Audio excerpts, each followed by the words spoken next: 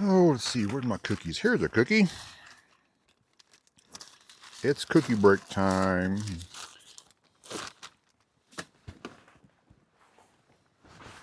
Hello, everybody. Welcome back to the channel. Cookie break time. These are some of my favorite cookies. Mine and Zen's. Just a little cheap, Walmart. What are they? 3 rows, and there's like 3 million in a package, and they're like $2. So that's we like chewing on them. But hey, I got my zipper working better on the tent. I found out one thing. What was causing the issue was my zipper intent was too stretched out. So when I was zipping it up, it would not stay together and pop off. So I did some readjustment, read some tie downs, and move some things around. Seems to be working a little better. Now it's actually staying intact to right about here. Then it'll start coming loose because this is real tight. So that's not a problem. We'll get it figured out.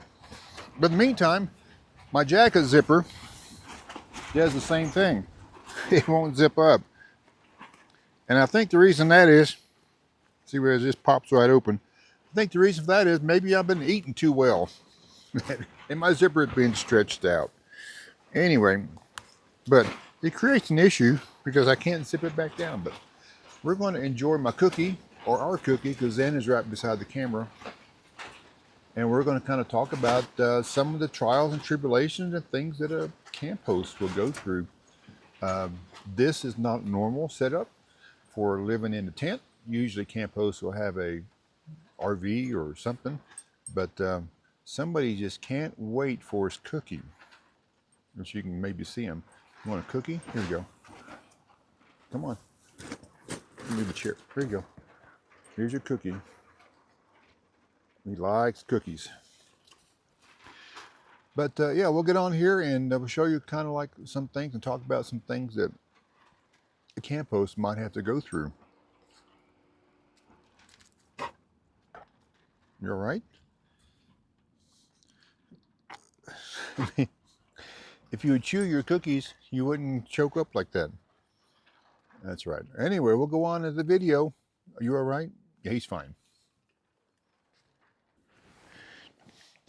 I want to show you a few things that a camp host might do, or what they'll collect on the way. But first I want to show you, this is my new microphone I was talking about. The little wind cover. Some people call them dead kittens or fuzzy kittens or fuzzy rabbits or whatever. But see if it might work, cut out the wind noise. We've had some pretty decent winds today. So, and yeah, we'll go through here and I'll just show you some things. I have more things I found and things that you should do, shouldn't do, and things you might encounter with people as you go through in the camp host job. Yeah, stick around and we'll see what we can educate everybody on. Maybe I'll learn some more stuff too myself. Well, some things the camp host does is you already know, you clean bathrooms, you pick up trash, you mow the grass and weed eat, and you maintain everything. You put up the signs for the reservations and you check people in, check people out. But there's a lot more to it. I mean, you wind up being, well, like me, I wind up being let's see if I can get all these words in here. A wood gatherer, a fire suppressor, a landscape person, a security guard, a parking lot attendant. What else can I come up with? A logistics engineer, and all these things that you go through as being a camp host.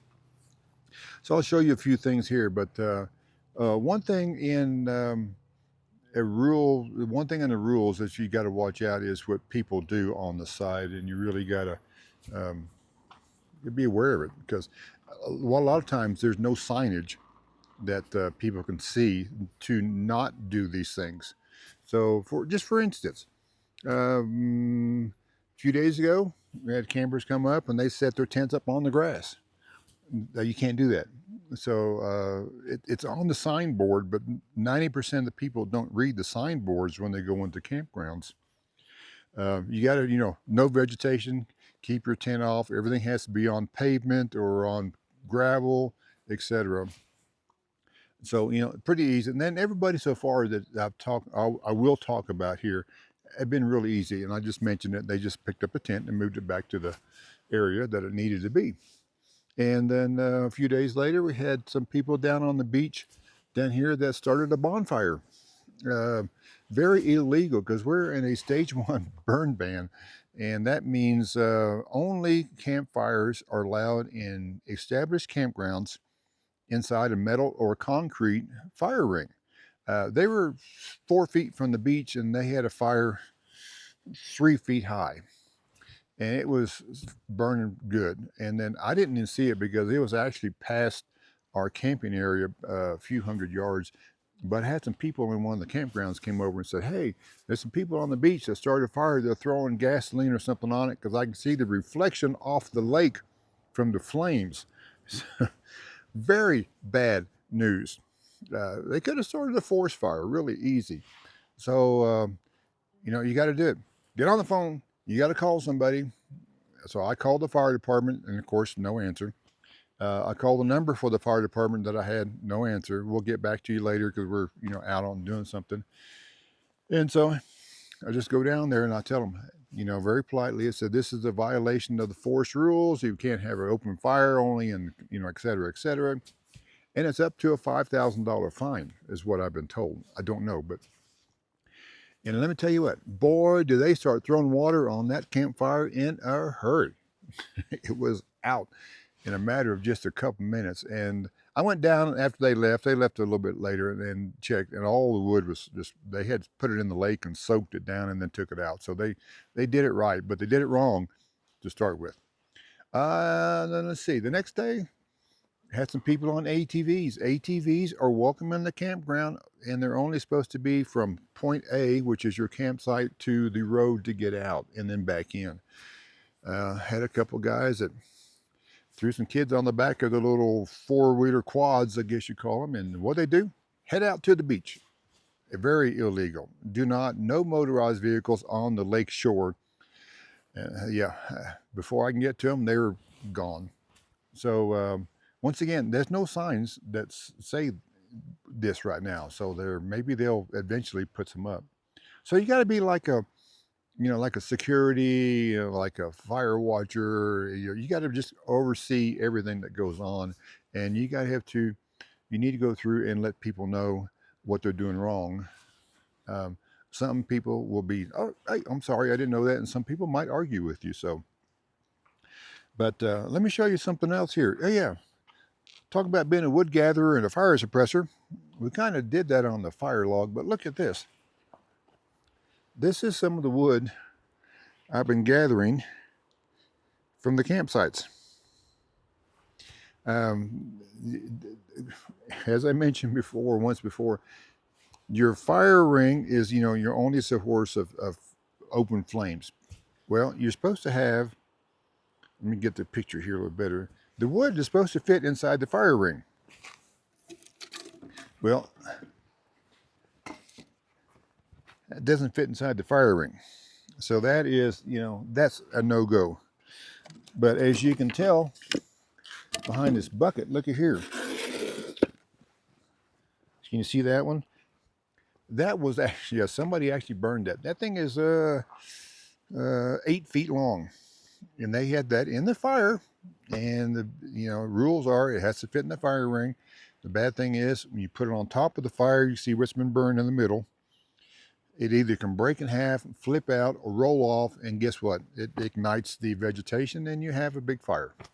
So this is what I got to go around and collect and tell people that, you know, once again, inform them of the rules, that what has to be done, and then collect the stuff that they don't, you know, the rules they don't follow.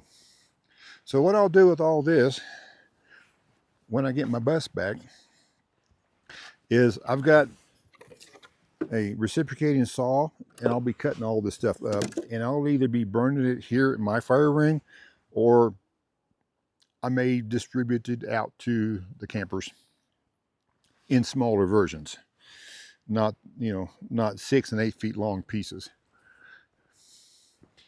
But that's just one thing on the fire suppression. Another thing on like parking lot attendant, we have a day use area down here. It has like 10 parking spaces. So on weekends we get packed. I mean packed. We'll have 10, 20, 30 cars come in and try to squeeze into that little 10 spot area. So I have to come over here, put up a barricade, block it off, and tell people no more parking because you're full, and they'll park. Believe me, you may not believe this, but people will park in the wrong place. Yeah, they've been parked everywhere. Trailers and trucks and cars and boats, I mean, just name it. And it's a big traffic jam. But so you got to do your due diligence and adjust the parking as needed. And we do have extra parking up here. But still, when you have, 10, 12 cars, sometimes they come in 3, 4, 5, 6 at a time, and you have one spot. So you have to say, sorry, and catch them at the driveway and send them off somewhere else because we don't have parking for them. And then logistics engineer, that's what I call it anyway, is I have to, and camp hosts have to adjust and move people if you need it, or as people want things to kind of you can either say, nope, not going to happen, do it by the rules, or you can say like, let me see what I can do. Maybe we can adjust something and move this person when they move out. You can move in over here, etc. So you got to be kind of a logistics engineer to go around. So what else? Zen's still enjoying the shade. He is enjoying the shade. Let me show you a couple things I lost and found. I found some decent things. Let me back up a second. Here you go. I found this. This was, speaking of, fire and logistics and all the other stuff, the poor trees up here just take a beating. I mean, really, look at this. These are people go through and they break off the aspen trees. And this is something interesting. Yeah, you ever seen one of those? I know what it is because I saw the people using it. I went up to the campsite and they were doing this. This was their broom, and they're sweeping off the table with pine trees taped to a stick. Pine branches. I have never seen that, but once again, the poor tree, they got to go through and to break off all the pine branches, and then what happens later on? They become real brittle and fire prone. So we'll burn that and later, but I want to see what else I found. Found a dog dish, too small for Zen's nose. Soccer ball. Anybody want to play soccer? That's a pretty new one too. Wire brush. I can use one of those in the bus because I've got one that's pretty well worn down, but little wire brush. Under here, here's some good stuff here. What is this little titanium or something? C2 Summit fork. And then pocket knife. Look at there. There's one of these little, what is this? Rapala fishing knives was left over. Steak knife. Forever sharp. Yep, it is.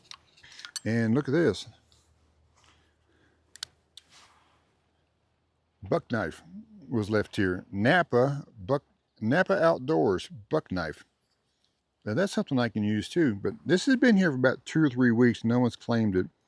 So as I mentioned before, that anything that I find, I keep until the end of the season, and then if nobody comes in to claim it, hey, it's mine. Found a pair of these. I call them chicken flippers. Everybody seen those? And I just found all kinds of stuff. Oh, some metal grates for cooking on. So, some of the stuff I might use and some of it may not.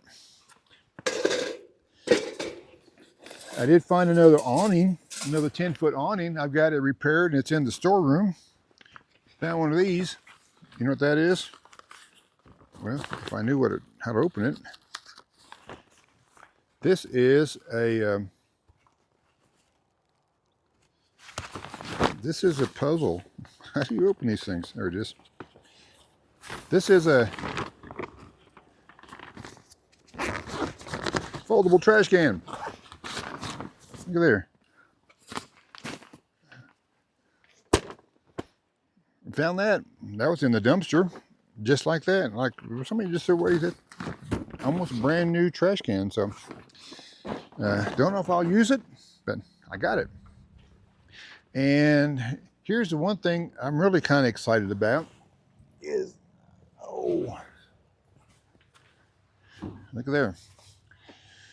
A large cast iron, I guess you call it maybe a flat skillet, pancake pan, tortilla pan. Somebody left this in the fire ring, and it's been here for 2 weeks now. I just need to clean it up, and I can definitely use this on the campfire. And I do want to get a large cast iron skillet, you know, like a 10-inch or whatever it is. I can cook things in and fry things in on the stove. So, but there's a few things I got. And, oh. So we're getting a few things rounded up. And let's see, that's one of the things camp hosts do, lost and found. I did have a dog leash, retractable dog leash that I found down in the parking lot. Pretty nice one. It had a light on one side, and it's the brand I use with Zen. And I thought, well, that'd be kind of cool. And I kept it here, and 2 days later, somebody came in and asked for it, so gave it back to them. So large grease in the large pans. But I think that's about it. I've become a gardener too. I've got some plants growing over here that somebody gave me. So, but a little bit of everything. So hopefully we'll see what happens as we go along. We've got 5 more weeks of camp before we close up for the season, and then hopefully my bus will be here way before then. So part is supposed to be ordered or supposed to be sent out next week on Monday. So we'll see what happens in the meantime. But I have to have more practice at how these things work. So I think we'll just end the video here and say thanks for watching, and hope everything works out for everybody. And everybody has a good rest of 4th of July. I mean, 4th of July. Everybody have a good rest of July. And I've got dinner tonight over at one of the other campsites. Somebody invited me to 4 more ribs. He's a former camp host, was here a couple of years ago, and so he invited me for some ribs. So Zen and I will be going over for some more ribs. Feed the Camp Host month here in July. So thanks everybody for watching. See you guys, on around the campsite.